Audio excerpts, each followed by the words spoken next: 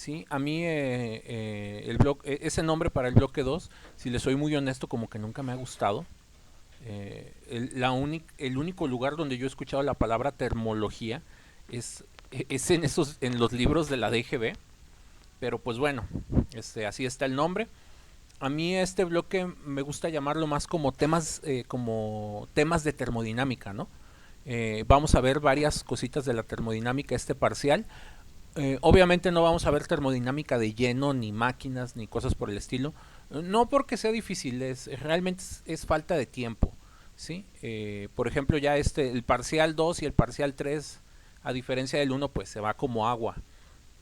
Entonces uno tiene que ir avanzando un poquito más rápido.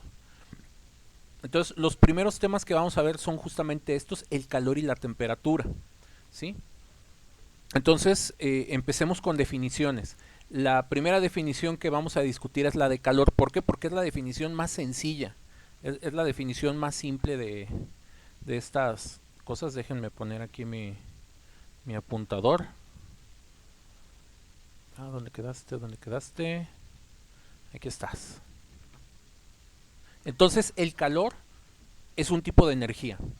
Entonces, lo primero que necesito que ubiquen es, ya conocen tres tipos de energía, conocen la energía cinética, conocen la energía potencial y ahora estamos hablando de la energía calorífica, ¿sí?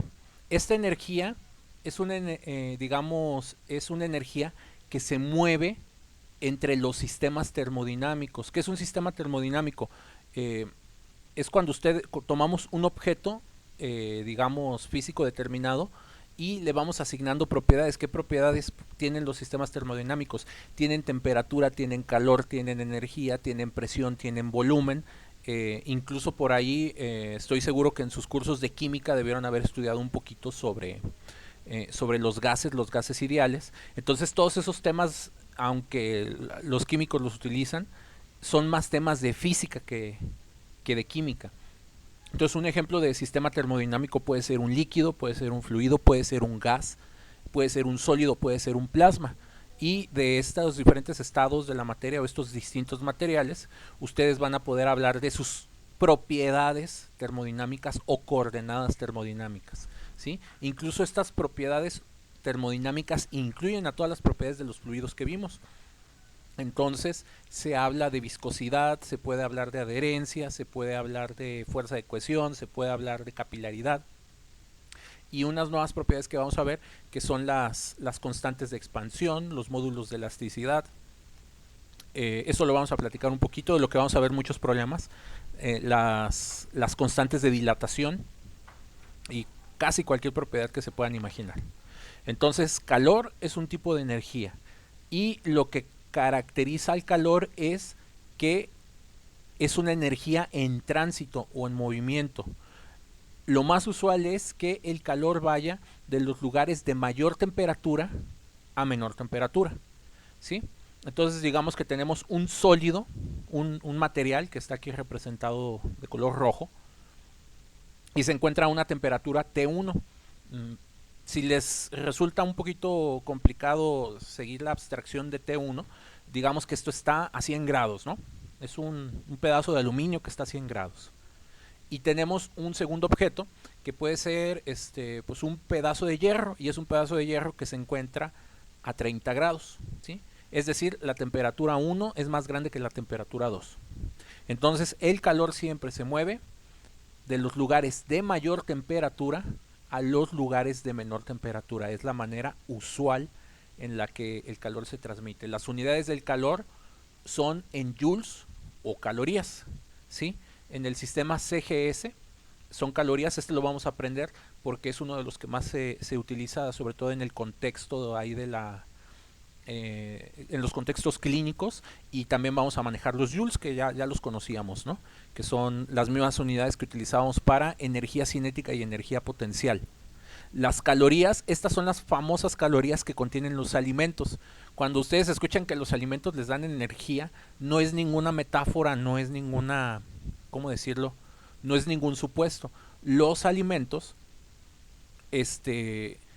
digamos que son cosas que nosotros consumimos que tienen una de las moléculas más importantes para el sustento de la vida, que es el famosísimo ATP, el adenosiltrifosfato. No sé si seguramente han escuchado hablar del ATP o nunca habían escuchado eso. Sí, en biología. Exactamente. Entonces, ¿cómo funciona aquí la cosa? Es bastante maravilloso. Tenemos el Sol, que funciona por energía nuclear, por procesos de fusión y fisión, sobre todo fusión. Entonces toda esa energía atómica se transforma en radiación. La radiación llega a las plantas tienen esta capacidad de hacer el proceso de fotosíntesis y y la parte más importante es que la fotosíntesis logra fijar la energía solar en esta molécula. Eventualmente todas las otras formas de vida heterótrofas que no somos capaces de producir nuestro propio ATP, vamos y buscamos otra especie para consumir su ATP y nosotros poder movernos, poder hacer nuestros procesos. Julián, te escucho. ¿Cuál es la diferencia de fisión y fusión, maestro, en Este, este caso? bastante fusión es combinar dos elementos ligeros para hacer uno pesado. Fisión es el proceso inverso, tienes un elemento pesado y estos se separan liberando energía. Por ejemplo, la fusión que ocurre en las estrellas es lo que le llamamos la cadena protón-protón, así se le conoce en los términos físicos. ¿Qué significa? Agarras Como el dos... orden, Sí, perdón, ay, Julián. perdón, No, el orden de las estrellas, dice usted, eh, el proceso de las estrellas. Lo que hacen las estrellas, ¿cómo nacen? agarran hidrógeno, ¿sí? Haz de cuenta que tienes una nube de hidrógeno gigantesca y, ¿cómo se llama? Como estas partículas tienen masa, de acuerdo a lo que vimos el semestre pasado, pues bueno, estas moléculas de gas se van a empezar a atraer gravitacionalmente. Entonces empieza a juntar las moléculas de gas. Hay que hacer un dibujo. Estas cosas son muy útiles si las vemos como con una especie de dibujo. Haz dejen que se abra el programita Sí, profe. y le ponemos Sí, aquí. gracias. No, no está. Estos temas. De hecho, esas preguntas yo se las hacía a mi maestra de biología cuando hablaba de esos temas. Y luego ya con los años me di cuenta que no sabía, que no me quería contestar. Pero son cosas bien interesantes. Entonces, imagínense que tienen un gas. Son las pelotitas, ¿no? Entonces vamos a dibujar muchas pelotitas.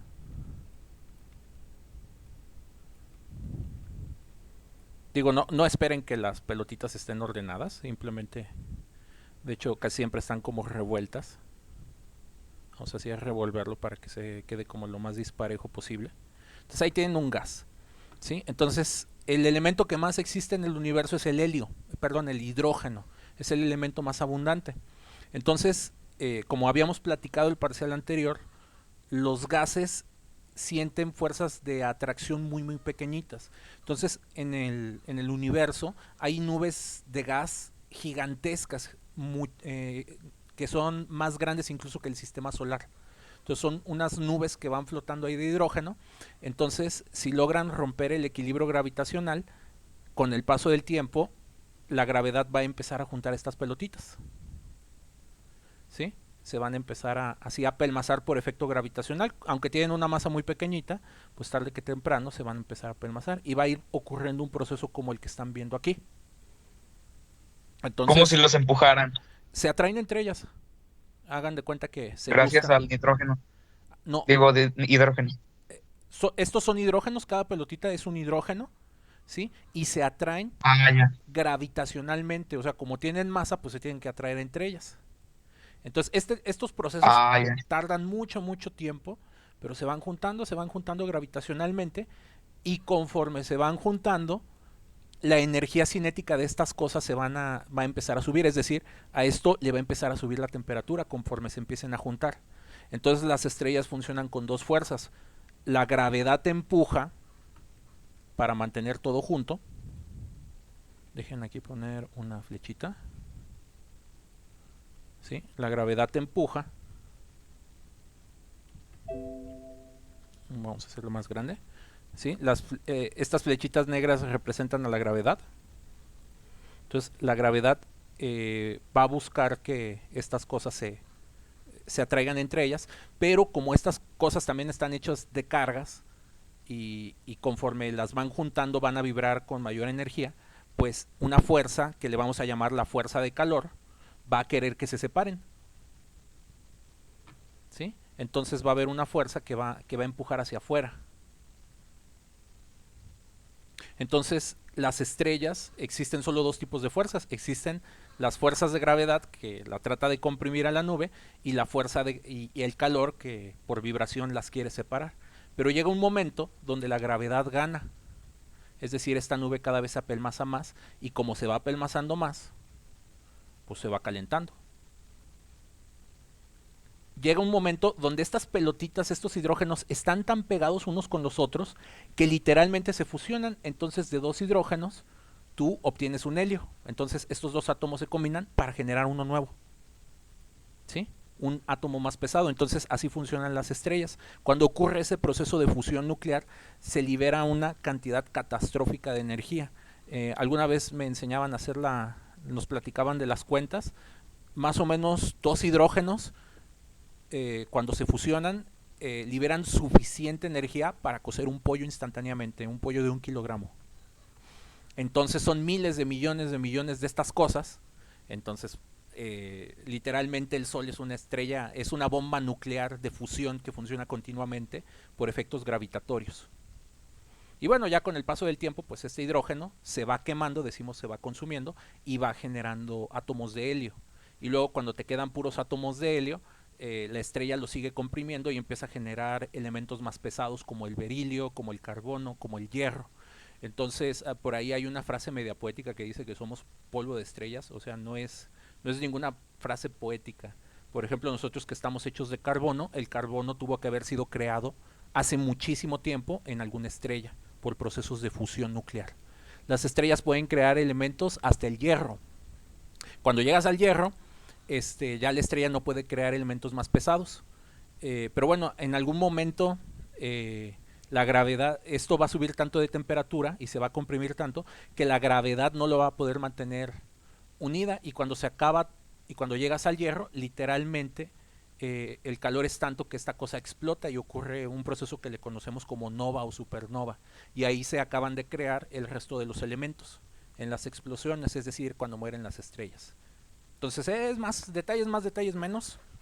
Así funciona. No O sea, sé como si. que está, es como un tipo círculo así bien, como bien veloz, ¿no? Que con diferentes, elementos y sucesos, por ejemplo, que nace de una manera así como muy, muy científica, así que la gravedad la va presionando y esa es su vida, pues, y ya cuando ya sale el supernova ya muere la estrella. Entonces, Exactamente. ¿no?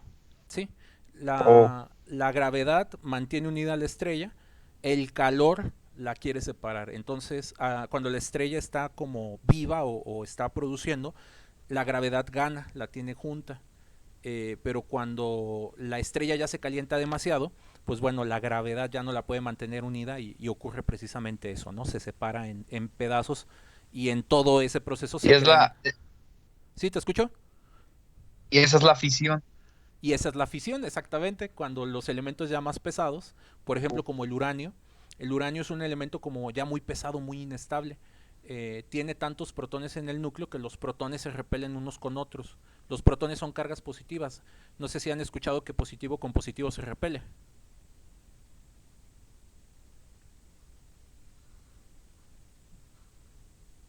Como los imanes. Exactamente, igual que los imanes, los mismos polos se repelen, las mismas cargas también se repelen. Entonces, los elementos más pesados como el uranio, pues tienen cientos de protones, cientos de cargas positivas, todas juntas. Y estas cargas no les gustan estar juntas.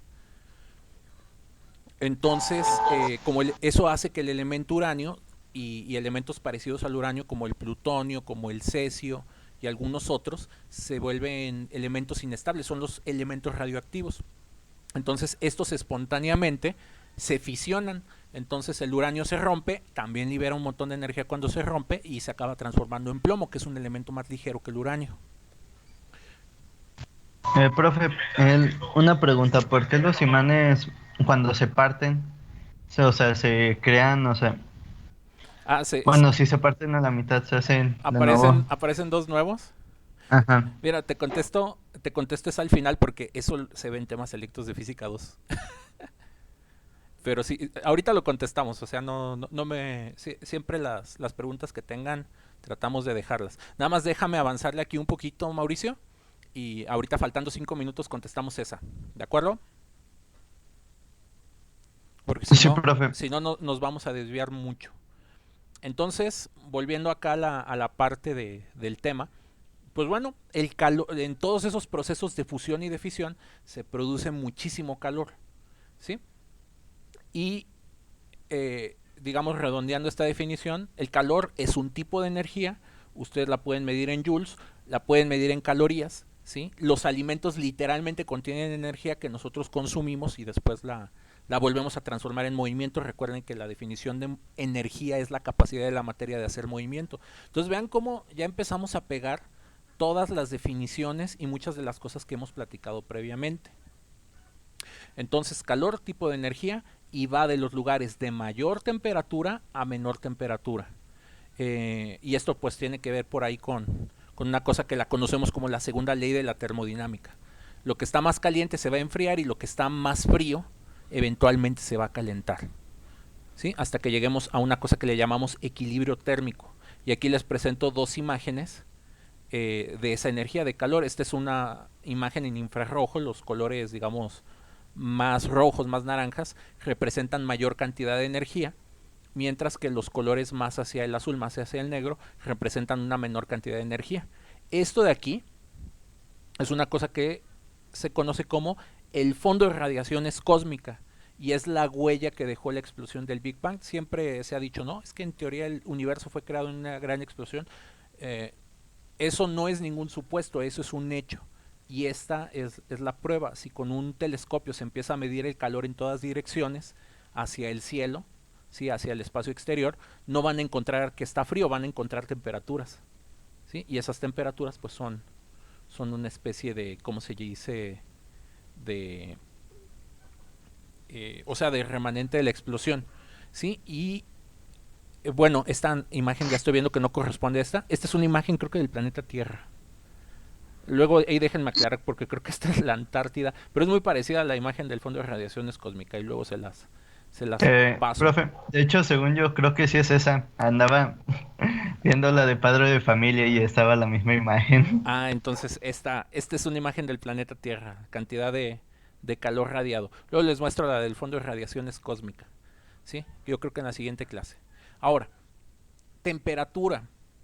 La palabra temperatura nosotros la utilizamos mucho como sinónimo de calor, pero en física son conceptos completamente diferentes. De hecho, la temperatura es un concepto muy difícil de explicar en estos momentos.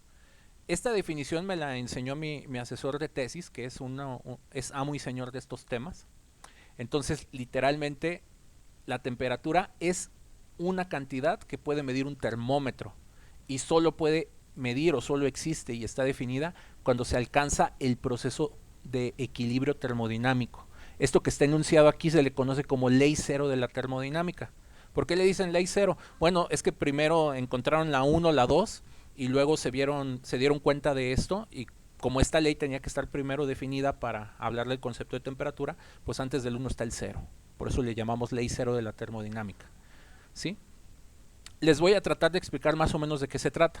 Tenemos dos sistemas termodinámicos, ¿sí? Que se encuentran a distintas temperaturas. El rojo es temperatura más alta, el azul es una temperatura más baja. En general, estos sistemas termodinámicos van a tener más variables, como es su volumen, como es su presión, como es su densidad y todas las propiedades que se les ocurran, que hemos estudiado y que vamos a estudiar. Entonces, estos dos objetos se ponen en contacto, ¿sí? Y eso va a hacer que sus propiedades se empiecen a equilibrar. Entonces, va a ir ocurriendo un proceso donde el calor que tiene el objeto rojo va a empezar a fluir hacia el objeto azul. Va a llegar un momento donde los dos objetos van a acabar con la misma cantidad de calor, ¿sí? Y a este punto es que le llamamos el equilibrio térmico. Podemos decir que cuando los dos objetos tienen esta misma cantidad de calor y han empatado sus propiedades termodinámicas, podemos asegurar que se encuentran a la misma temperatura. Entonces vean, es como una cosa bien rebuscada, ¿no? La temperatura termodinámica, pero así se define. Ahora, hay una definición microscópica que es más fácil de entender, que es esta. Microscópicamente, la temperatura es el promedio de la energía cinética de las moléculas que conforman el material. Es decir, si nosotros le hacemos un zoom a estas, ¿cómo se dice? A estos objetos, vamos a encontrar pues los átomos de los cuales están constituidos, ¿sí? Entonces, de los objetos que están, de los átomos que están constituidos, pues los átomos todo el tiempo están en movimiento, están vibrando. Entonces, a esta vibración le llamamos energía cinética de los átomos, y ustedes pueden calcular la energía cinética de cada uno de estos átomos. Cuando ustedes calculan el promedio de todos los átomos, es decir, de una gran cantidad de átomos, qué tan grande como el número de Avogadro, por ejemplo, y ustedes promedian todo eso, a ese promedio de energía cinética es a lo que nosotros le llamamos temperatura. Entonces, físicamente, los objetos más calientes, los átomos están en mayor movimiento. Los objetos más fríos, los átomos no se encuentran en movimiento, se encuentran, digamos, estáticos, ¿no? Se encuentran quietos. Cuando ustedes empiezan a calentar una parte del material, literalmente las vibraciones que produce esta parte se las empieza a pasar, ¿cómo se dice? Digamos, a sus vecinos, ¿no? Es como cuando andan en una multitud y el del centro empieza a aventarse o a golpear a todos. Entonces, a las personas que logre golpear, pues bueno, también van a empujar a otras personas, y eso puede acabar en un accidente o en una especie de campal. Literalmente así se transmite el calor microscópicamente. Yo les recomiendo más que a estas alturas no se peleen con lo de la ley cero, ¿sí? Ya que anden ahí ya que uno va ganando experiencia, y estén ahí en los niveles de licenciatura, esto lo van a poder pescar con mayor facilidad. Y les recomiendo más que se queden con la definición microscópica: promedio de la energía cinética, mucha temperatura, mucho movimiento en los átomos; poca temperatura, poco movimiento en los átomos. ¿En qué momento se dejan de mover los átomos? Pues cuando su temperatura absoluta es igual a cero. Es decir, no puede haber energía. Y ese estado de la materia es lo que se denomina, se conoce como el condensado de Bose-Einstein, o el quinto estado de la materia, que luego habíamos mencionado anteriormente en las otras clases. Entonces, les voy a subir estas diapositivas, y aquí hay un artículo de Wikipedia donde pueden estudiar el principio cero. Está bastante accesible, y aquí está la definición de temperatura, y para que amplíen un poquito los horizontes. Antes de pasar a la siguiente diapositiva, ¿alguna duda o comentario de esto que les acabo de platicar?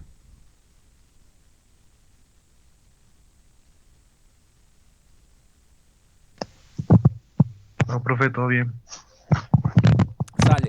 Entonces, la definición de calor es sencilla, la definición de temperatura pues es un poquito más complicada, y ahora vamos a perfeccionar un poquito esta cuestión de temperatura. Entonces, la temperatura existe en escalas, vamos a definir sus unidades. Estas son las 4 escalas más comunes de temperatura, ¿sí? Escala Celsius, con la cual todos están bastante familiarizados; la escala Fahrenheit, que también le decimos la escala de temperaturas anglosajona. Esta la utilizan los estadounidenses, y en algunas otras partes del mundo. La escala Kelvin, ¿sí? O los Kelvin de temperatura. Esta es la escala en el sistema internacional, es bastante equivalente a la de acá. Ahorita vamos a platicar un poquito de eso. Y los Rankine son una escala absoluta de temperatura que es compatible con la Fahrenheit, ¿sí? Entonces, existen varias fórmulas, que son estas tres, que sirven para que ustedes pasen de una escala de temperaturas a otra, ¿sí? Entonces, parte de los ejercicios que les vamos a pedir, o vamos a estar platicando, es dar una temperatura en Celsius, que la puedan calcular en Fahrenheit, que la puedan calcular en Kelvin, que la puedan calcular en Rankine con ayuda de las fórmulas, ¿sí? Entonces, primer punto bien importante de las escalas de temperatura: ¿cómo se definen? Las escalas de temperatura son de esas cosas, de las cosas más arbitrarias que se puedan imaginar. Había un señor, el señor Celsius. Entonces, para definir su escala de temperatura, él propuso: el 0 de mi escala lo voy a poner en el punto de congelación del agua, y el 100 de mi escala lo voy a poner en el momento donde hierve, donde se empieza a evaporar el agua, ¿no? Y de este punto a este punto hago 100 divisiones. Y así como se los cuento, así fue definida esa escala. Fahrenheit lo pensó de otra manera. Fahrenheit, el 0 lo puso en el punto de en el punto de fusión de una sustancia que se llama cloruro de amonio, ¿sí? Y el 100 me parece que lo puso en el punto de ebullición, y su escala de temperatura el 0 lo define con el cloruro de amonio, y el 100 lo trató de definir con la temperatura del cuerpo humano. Por eso vean que aquí el 98 está muy cerquita. El sistema inglés no es un sistema decimal. Les pongo un ejemplo. Nosotros, 10 milímetros equivalen a un centímetro, 10 centímetros equivalen a un decímetro, 10 decímetros equivalen a un metro, y así nos vamos consecutivamente. En el sistema inglés les gusta mucho el número 12 y el número 3. ¿Por qué? No lo sé, por una cuestión tradicional. Entonces resulta que 12 pulgadas son iguales a un pie, 3 pies es igual a una yarda, y digamos que las unidades van un poco de ese estilo. Entonces Fahrenheit, cuando inventó su escala, trató de dividirlo en doceavos de temperatura, pero no le salió. Y ocurrió tal cosa que el 100 no pudo quedar en la temperatura del cuerpo humano. De hecho, en Fahrenheit la temperatura del cuerpo humano es 98.6. ¿Por qué la construyó así Fahrenheit? Porque él quería lograr una escala más precisa y más amplia que la de Celsius. La escala Celsius tiene un problema. Alcanza las temperaturas negativas muy rápidamente. Entonces empezaban a encontrar temperaturas de menos 5, de menos 10, de menos 50, y eso a Celsius como que no le gustaba. Entonces Fahrenheit, para evitar el problema de los números negativos, definió el 0 muchísimo más abajo con ayuda del cloruro de amonio, pero aún así siguieron apareciendo temperaturas más bajas. Y si nos vamos a la definición termodinámica de acá, pues bueno, hablar de una temperatura negativa, pues uno pensaría que hay energía negativa, movimiento negativo, cosa que no tiene sentido. Lord Kelvin se da cuenta de este asunto, y entonces él hace la siguiente propuesta, ¿sí? Dice, debe de existir una temperatura que sea la más baja de todas, de tal forma que yo voy a construir una escala donde el 0 esté en esa temperatura más baja, y como es la temperatura más baja, mi escala no puede producir números negativos, y como no hay números negativos, este concepto queda bien definido. No sé si me estoy explicando con esta cuestión de Kelvin. Entonces, Oiga, profe, ¿sí? ¿por qué los estadounidenses mejor no se ahorran esa complicación y se cambian al cifrado de Celsius? Porque eso implicaría un gasto enorme de dinero. Esos cuates han desarrollado sus escalas y digamos su tecnología en base a esos sistemas de unidades. Entonces, si, ya lo han intentado y ya lo han propuesto en el Congreso de Estados Unidos desde hace muchos años para que estén en el sistema métrico decimal. Pero por ejemplo, si de repente dijeran, no, sabes que ya mañana por ley las unidades oficiales de medida en Estados Unidos son los kilogramos, o van a ser los kilogramos, entonces eso implicaría todas las básculas del país, tirarlas a la basura y conseguir nuevas para que todas estén en kilogramos.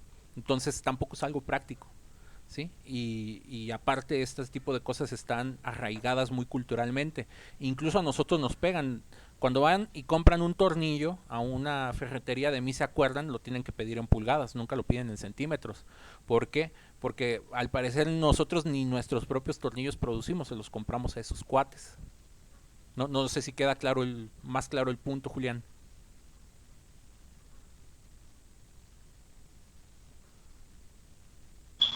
Profe, una pregunta. En las fórmulas, ¿no debería de decir de Celsius a Fahrenheit? La segunda. La segunda, probablemente. Sí, debería decir de Celsius a Fahrenheit, sí. Correcto, está al revés. Que el número que sustituye sale para acá. Ahorita lo corregimos. Ahorita no vamos a hacer problemas. Nada más vamos a acabar de explicar esto. Y gracias por la observación. Ahorita lo corrijo en un momentito. Bueno, entonces a la escala Kelvin se le conoce como escala absoluta de temperaturas. ¿Por qué absoluta? Porque no tiene valores negativos. Entonces, la escala de la temperatura más baja que puede haber en el universo, Kelvin la hace coincidir con su 0, ¿sí? Y es precisamente donde no existe el movimiento de estos bichos. Y tenemos aquí una foto. Esta es una foto. Hay una simulación de un condensado de Bose-Einstein, de cuando se va alcanzando el cero absoluto, ¿sí? Pero bueno, esa es otra historia. Rankine también es, digamos que Kelvin es el correspondiente a la escala absoluta de temperaturas del Celsius, mientras que Rankine es el correspondiente a las Fahrenheit, ¿sí? Entonces, para pasar de Celsius a Kelvin, como ustedes ven, se hace con una suma. Lo único que hacen es bajar esto para que el 0 quede en el menos 273, mientras que aquí en el Rankine el 0 lo hacen quedar en el menos 456 Fahrenheit. ¿Sí? Entonces ahorita vamos a hacer ejercicios de estos y les voy a enseñar con Google también cómo cambiar las temperaturas muy rápido. Esto de las fórmulas es una cuestión ilustrativa. Y esta foto de aquí, este sí es el fondo de radiaciones cósmico, ¿sí? Entonces esta es la del planeta Tierra, este es el fondo de radiaciones cósmicas. Entonces para terminar la explicación de esto, ay, se me están yendo las ideas. Vamos a hablarles de una última escala de temperaturas que no está aquí, nada más se las voy a platicar. Nada más antes de entrar a eso, Julián, ¿te escucho?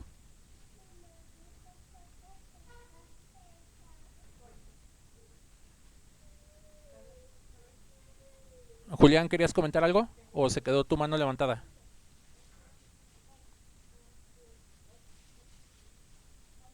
O igual, si no puedes encender el micrófono, ahorita como que se quedó pendiente una de tus respuestas. ¿Cómo se llama? La puedes escribir luego. Por acá veo unos comentarios. Profe, ¿quién fue el que impuso o creó la termodinámica? Es un montonal de gente, pero lo que creó o impulsó la creación de la termodinámica fue la revolución industrial, ¿sí? O sea, el dinero. En la revolución industrial se empezaron a crear, automatizar, a crear muchas máquinas, automatizar muchos procesos. Entonces se invirtió una enorme cantidad de dinero a través de las universidades y algunas otras instituciones, incluso el gobierno, para desarrollar teorías para mejorar estas máquinas. Entonces el creador de la termodinámica es la revolución industrial. Entonces todos estos temas, digamos que tuvieron su auge de desarrollo en los 1800 aproximadamente, misma fecha que coincide con ¿cómo se dice? Con la revolución industrial. Si eso para contestar ahí la pregunta de Kammer. Y hay muchos participantes, están Celsius, Fahrenheit, están Kelvin, están Boltzmann, ¿quién más me falta de los importantes? Eh, Boltzmann fue el más importante, no creo yo. Sí, porque Boltzmann yo me atrevería también a decir que es el más importante porque permite pasar de la termodinámica, ¿cómo se llama? Macro, que es esta. Ajá, él fue el que descubrió lo de los átomos, ¿no? Lo planteó de una manera correcta. Y la historia de Boltzmann es bien triste porque cuando él planteó esto, nadie le creyó. Y se mató. Se deprimió y se suicidó. ¿Sí? Y luego le Entonces, creyeron cuando... y ya, o sea, si hubiera aguantado, si hubiera tomado antidepresivos unos 5 años, hubiera sido muy famoso en vida, pero bueno, son cosas que pasan, ¿no? Y Ah, bueno, son historias bien interesantes que luego tiene ahí la ciencia y la termodinámica. El óvalo de colores, este es el fondo de radiaciones cósmicas. Pero bueno, nada más para acabar este tema de las temperaturas, hay una última escala que les voy a platicar, que se llama escala de Planck.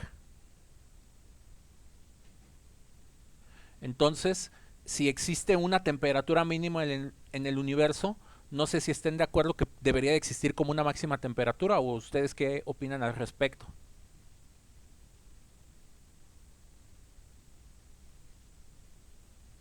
Debe de haber una máxima temperatura, ¿no? Sí, la lógica dice eso.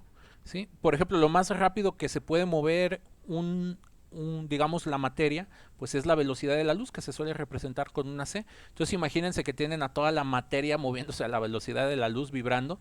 ¿Dónde puede ocurrir eso? Pues precisamente en el Big Bang. Entonces, en la escala de Planck, 1 significa la temperatura más alta posible en el universo, mientras que el 0 en la escala Planck significa la temperatura más baja posible.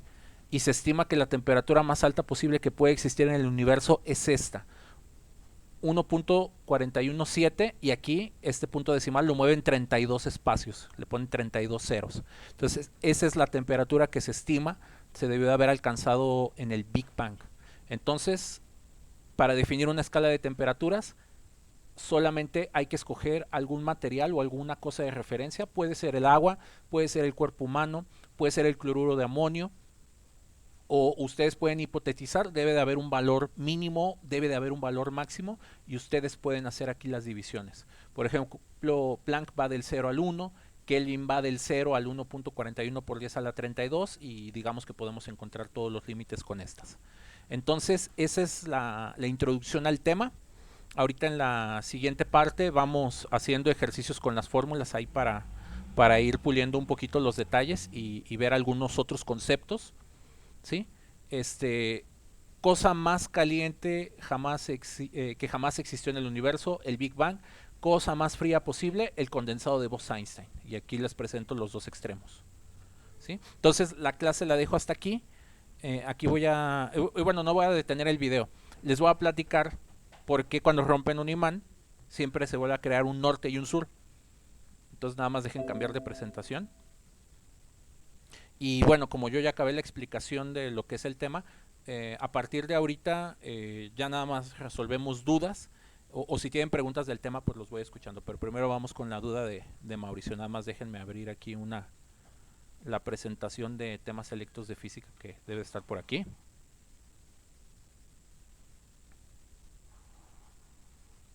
Electromagnetismo en general, aquí está. Nada más dejen ver por ahí los comentarios o ver si hay alguna otra duda. César pregunta, ¿el cero absoluto es la temperatura más fría que hay? Sí, no existe temperatura más baja posible. Si alguien les dice que estamos a menos 300 Celsius o que hay un objeto que está a menos 300 Celsius, eso no tiene sentido. Lo más bajo que hay es menos 273 grados Celsius, que es lo mismo que decir 0 Kelvin. ¿Sí? Entonces esa es la temperatura más baja que puede existir. Hay un capítulo de Los Caballeros del Zodíaco que pueden ver, donde Camus de Acuario le explica a su alumna Yoga, el cisne Yoga, cómo funciona esto del cero absoluto. ¿Sí? Bastante interesante. En mis tiempos las caricaturas eran más educativas, Dios de mi vida. Ahora ustedes qué ven, Rick y Morty. South Park. Bueno, South Park sigue siendo muy educativo. Sale, ya tengo aquí la presentación, dejen proyectárselas. Y a ver, vamos a ver los últimos comentarios. Hacen bien, no vean televisión, todo está en internet. Bueno, vamos a explicar qué es lo que pasa con los imanes. Hay una cosa que se llama la ley de Ampère.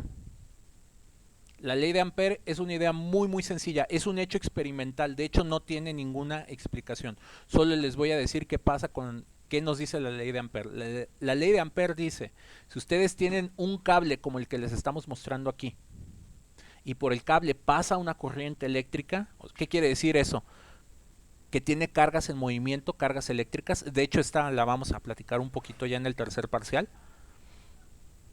Resulta que todas las corrientes eléctricas siempre traen un campo magnético pegado. ¿Por qué? No lo sé. Es un hecho de la naturaleza, es un resultado experimental. Si ustedes tienen un alambre por el cual pasa una corriente eléctrica y tienen una brújula, la brújula va a empezar a apuntar hacia el alambre. ¿Por qué? Porque el alambre produce un campo magnético. Todos los alambres por los cuales pasan corrientes eléctricas producen campos magnéticos.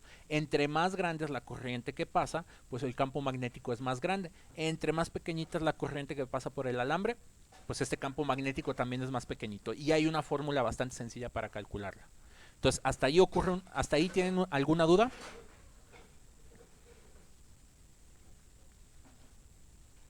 No, profe. Entonces, ¿cómo se llama? Bueno, con esa idea clara, ocurre lo siguiente. Por ahí en química 1 les debieron de haber platicado del spin de los electrones. Y les debieron haber contado que los electrones, así como le van dando vueltas al átomo, resulta que los electrones giran sobre su propio eje. No sé si habían escuchado eso alguna vez.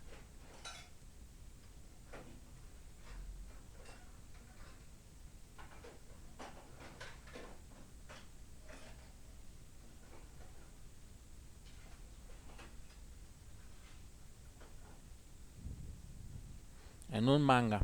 Bueno, aunque sea en un manga, el manga está físicamente correcto. Entonces, cualquier partícula en movimiento eléctrica, cualquier partícula que tenga carga eléctrica y se esté moviendo, genera un campo magnético.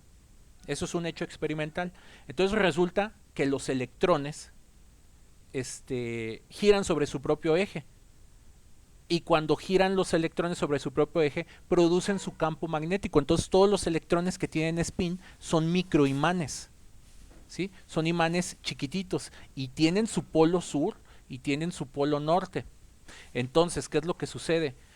Cuando ustedes tienen un material grande y lo quieren empezar a romper para quedarse nomás con un sur y con un norte, es imposible, porque lo más pequeño que ustedes pueden tener es un electrón, y un electrón, hasta donde lo hemos intentado tecnológicamente y lo sabemos, no lo podemos partir. Entonces los electrones desde el inicio producen un polo norte y un polo sur. El spin de los electrones es lo que le da el origen a las propiedades magnéticas de la materia, ¿sí?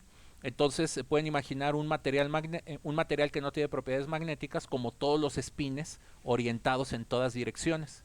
Entonces todos estos producen campos magnéticos, pero como están todos apuntados hacia ningún lado, o bueno, en direcciones aleatorias, pues bueno, se cancelan los campos, ¿no? Cuando tú en un material logras organizar a todos los spines en la misma dirección, lo conviertes en un material magnético, ¿sí? Y si tú este material magnético lo empiezas a romper cacho por cacho para ir separando norte con sur, cuando lo acabes de romper todo, pues ¿qué sería romperlo todo? Pues quedarte con los protones y los electrones. Y aún así no vas a lograr jamás separar un sur de un norte hasta donde sabemos. Hay teorías físicas que hipotetizan que existen los monopolos magnéticos, pero nunca nadie los ha podido medir. Entonces esa es la explicación de por qué si rompes un imán no te puedes quedar con un solo norte y un solo sur. No sé si eso satisface la duda, Mauricio.